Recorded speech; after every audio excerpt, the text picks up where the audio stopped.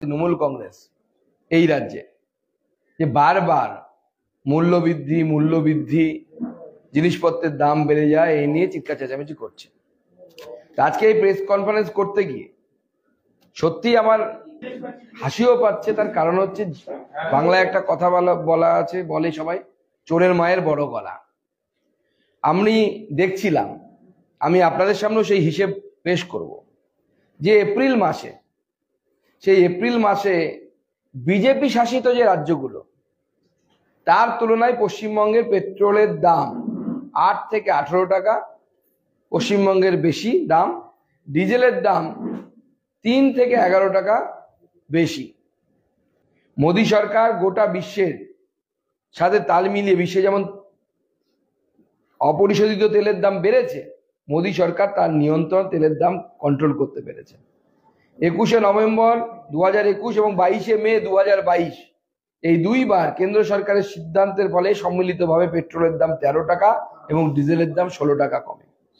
এই সিদ্ধান্তের ফলে কেন্দ্র সরকারের প্রতি প্রায় 2.2 লক্ষ কোটি টাকার ব্যয়ভার বা বোঝা আসে। কেন্দ্রীয় সরকারের এই পদক্ষেপের পর বহু রাজ্য, তখন আমি প্রেস করেছিলাম, নিশ্চয়ই আপনাদের মনে আছে, যে পেট্রোল ডিজেলের দাম অর্থাৎ তাদের যে ভ্যাট, সেই ভ্যাটটা কমায়। কিন্তু পশ্চিমবঙ্গে এখনো পেট্রোলের উপরে 24% ভ্যাট এবং ডিজেলের উপরে 17% ভ্যাট রেখে দেওয়া হয়েছে। এবং তার জন্য পশ্চিমবঙ্গবাসীকে আজকে, যেহেতু ট্রান্সপোর্টে যদি অর্থাৎ পেট্রোল ডিজেলের দাম যদি বেশি থাকে, তাহলে পরে যে সমস্ত কাঁচামাল থেকে শুরু করে সবকিছু, অর্থাৎ তরি তরকারি থেকে সবজি থেকে শুরু করে সবকিছুরই কিন্তু মূল্যবৃদ্ধি অনেক বেশি ঘটে। গত 2.5 বছরে ভারত একমাত্র দেশ যেখানে পেট্রোল ডিজেলের দাম কম হয়েছে।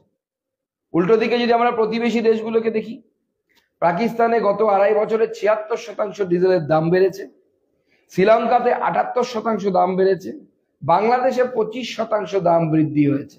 এমনকি আমেরিকা, স্পেন, জার্মানি এই সমস্ত উন্নত দেশগুলিতে কম করে 25% দামের বৃদ্ধি হয়েছে পেট্রোপণ্যের।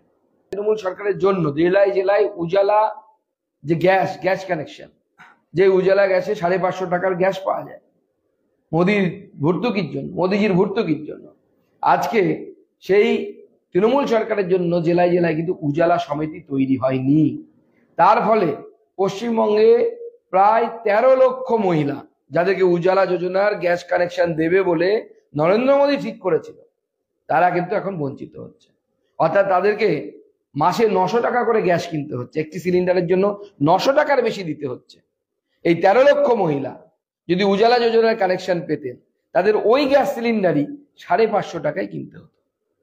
কিন্তু এই উজালা সমিতিকে পারমিশন না দেওয়ার জন্য, চিফ সেক্রেটারি সই না করার জন্য পশ্চিমবঙ্গের 13 লক্ষ মহিলা তারা বঞ্চিত হয়েছে। দেখুন, রাজ্যের ভাড়ার শূন্য। রাজ্য এই পেট্রোপণ্য থেকে যে বিপুল পরিমাণ ট্যাক্স পায়, যে টাকা পায়, তা দিয়ে চলে। এই রাজ্য চলে হচ্ছে পেট্রোলের এবং ডিজেলের উপরে ভ্যাট এবং মদের ট্যাক্স। এই দুই বাদ দিয়ে এই রাজ্যের ইনকাম বলতে সেরকম কোনো রোজগার নেই।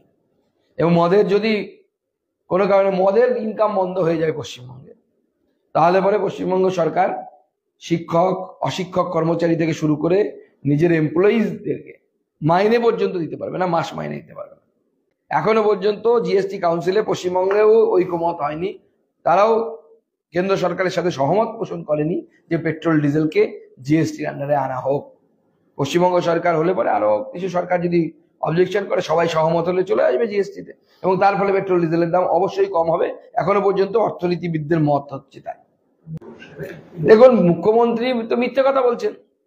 আজকে যদি ডিজেলের দাম কমে, তো কমন সেন্স সাধারণ মানুষকে গিয়ে জিজ্ঞেস করুন না, সে কি বলবে? ডিজেলের দাম কমলে তরি তরকারির দাম কমবে। আজকে মাছ আনতে হচ্ছে কোনো দূর থেকে, তো যদি পশ্চিমবঙ্গে কলকাতায় সবজি আনতে হচ্ছে দূর থেকে, তো কলকাতার সবজি বাজারে যদি আমার পরিবহন ক্ষমতা কমে যায় সবজি আনার, তো স্বাভাবিকভাবে সবজির দাম কমে যাবে। দেখুন, তৃণমূল কংগ্রেসের তরি ডুবতে চলেছে, আর যখন তরি ডোবে তখন এরকম প্রচুর লোক লাফিয়ে অন্য জায়গায় যাওয়ার চেষ্টা করে। তৃণমূল কংগ্রেসের তো কোনো ভবিষ্যৎ নেই, ভবিষ্যৎহীন দল, তো স্বাভাবিকভাবে সেটাই করছে, তারা অন্য দলে যোগদান করার চেষ্টা করছে। আর বিজেপি যেহেতু প্রধান বিরোধী দল, ক্ষমতায় আসবে বিজেপিতে যোগদান করছে। কল্যাণে তো মাঝে মাঝে মহিলাদের সম্পর্কে এই ধরনের মন্তব্য করেন, আবার মাঝে মাঝে মহিলাদের গাল টেনে, হাত টেনে, এই কান টেনেও দেখেন আর কি। তো সব দু রকমেরই ওনার রূপ আমরা দেখেছি। কখনো গাল টানলে হয়তো কোনো কোনো মহিলা খুশি হয়, সব মহিলা তো খুশি হবেন বলে আমার মনে হয় না। মুখ্যমন্ত্রী ওই শাক দিয়ে মাছ ঢাকার চেষ্টা করছেন। জলপাইগুড়ির বেশ কিছু এলাকায় মন্দিরে মূর্তি ভাঙা হয়েছে এবং সেই নিয়ে উত্তেজনা চলছে জলপাইগুড়িতে। আপনাদের কাছে খবর আছে কিনা জানা নেই। জলপাইগুড়ির এই ঘটনাকে চাপা দেওয়ার জন্য মুখ্যমন্ত্রী স্টেটমেন্ট দিচ্ছে। দেখুন, সত্য সত্য, বিজ্ঞান বলে সত্যকে কোনো চেপে রাখা যায় না, এবং যেটা সত্য সেটা স্বীকার করতে হবে। যে মূর্তিগুলো ভাঙা হয়েছে ধূপগুড়ি অঞ্চলে, মূলত জলপাইগুড়ির মানুষ অত্যন্ত আক্রোশিত, মানুষ অত্যন্ত ক্রোধিত, এবং এটা প্রশাসনের অপদার্থতা যে কেন মূর্তিগুলো ভাঙা হলো এবং প্রশাসন কেন আটকাতে পারলো না। আমরা কি আফগানিস্তানে চলে এসেছি না বাংলাদেশে বাস করছি? তৃণমূল কংগ্রেসের মধ্যে তখন দুটো ভাগ আছে, একটা পিসি তৃণমূল কংগ্রেস, একটা ভাইপো Trinamool Congress. TMC ব্যাকেটে P R গোটা টিএমসি ব্যাকেটে ভি, ভাইপো। চলবে। দেখুন, মুখ্যমন্ত্রী চেষ্টা করছেন যে সংখ্যালঘু ভোটকে তার দিকে ফিরিয়ে আনার জন্য, কারণ সংখ্যালঘুরাও বুঝতে পেরেছেন যে তাদেরকে ভোট ব্যাংক হিসেবে ব্যবহার করা হয়েছে, কাজের কাজ কিচ্ছু হয়নি, তাদের শিক্ষা হয়নি, তাদেরও চাকরি চুরি গেছে, তারাও অনশন করছে অনেকে। এখন সেই জন্য মমতা বন্দ্যোপাধ্যায় শুধু জুজু দেখাচ্ছে, বিজেপির জুজু, এবং তার ফলে উল্টো ফল হচ্ছে অনেক সময়। এই যে মন্দিরগুলোতে মূর্তি ভাঙা হলো, আমার মনে হয় শুভবুদ্ধি সম্পন্ন সংখ্যালঘু সম্প্রদায়ের মানুষও এটাকে নিন্দা করবেন এবং কঠোরভাবে নিন্দা করবেন। তার ফল এর মমতা বন্দ্যোপাধ্যায়ের কথার জন্য এগুলো হচ্ছে। আমি বলবো মানুষকে শান্তিপূর্ণ সহাবস্থান বজায় রাখার জন্য, কারণ এই ভারতের সংস্কৃতি, ভারতের চিন্তা ভাবনা, এই সংস্কৃতির ধারক ও বাহক আমাদের এই দেশের সংখ্যাগুরুরাও যেমন সংখ্যালঘুরাও তেমন। এটা সংখ্যালঘুদেরকেও আমার মনে হয় পড়াশুনো করে বিশ্বাস করা উচিত বা জানা উচিত, কারণ তারা বাইরে থেকে আসেননি, তারা একই দেশের অঙ্গ, একই সংস্কৃতির অঙ্গ। পরবর্তী সময় তাদের ধর্মীয় পন্থা পরিবর্তন করেছে, অর্থাৎ উপাসনা পদ্ধতি পরিবর্তন করেছে। উপাসনা পদ্ধতি পরিবর্তন করলে কারো সংস্কৃতি পরিবর্তন হয় না। বোম মারার জন্য প্রচুর এরকম শাহজাহান আছে, মুখ্যমন্ত্রী শাহজাহান আছে, কোথায় সুফিয়ান আছে, যারা বোম মারামারিরই কাজ করে। এরা বৈজ্ঞানিক, বোম বৈজ্ঞানিক।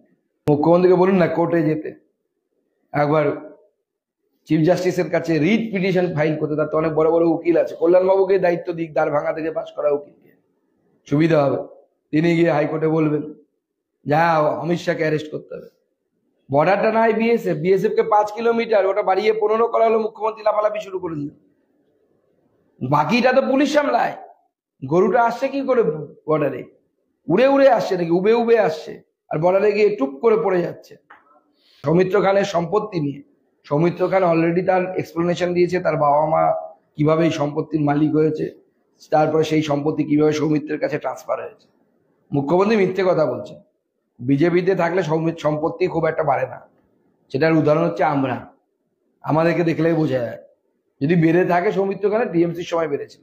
দেখুন, অনেক বিজেপি শাসিত রাজ্যে বছরে কোথাও দুটো, কোথাও একটি, যেমন মহারাষ্ট্রে আবার 100 টাকা করে ভর্তুকি উজালা যোজনায় দেয়া হয়। তো স্বাভাবিকভাবে সেই ক্ষেত্রে গরিব মানুষ যারা, গরিব মহিলা যারা, তাদের অসুবিধা হয় না। দেখুন, রাষ্ট্রের নিয়ম কি, আমাদের পশ্চিমবঙ্গে উল্টো হচ্ছে। আমার ছেলে যদি বা মেয়ে যদি সরকারি স্কুলে পড়ে, সেও সবুজ সাথী সাইকেল পাবে, একটা গরিব রিক্সাওয়ালা তার ছেলে বা তার মেয়েও পাবে। এটা রাষ্ট্রের অর্থের অপচয়। আমার দরকার নেই, আমি পাবো না, যার দরকার সে বেশি করে পাবে। এটাই হচ্ছে রাষ্ট্রের নিয়ম হওয়া উচিত। তো সেই জন্য গরিব মানুষের জন্য উজালা যোজনা, তাতে বিজেপি শাসিত রাজ্যে ভর্তুকি আছে। আর যারা বড় লোক, যাদের আর্থিক সামর্থ্য আছে, তারা বেশি দাম দিয়ে কিনবে, তারা গরিবদের জন্য স্যাক্রিফাইস করবে। বিশ্বের তাবৎ দেশে এই ভাবে অর্থনীতি চলে। জার্মানি, আমেরিকা, যারা অর্থবান তারা বেশি টাকা দেয়, ট্যাক্স দেয়, যারা গরিব মানুষ তাদেরকে সরকার সেখান থেকে পোষণের ব্যবস্থা করে।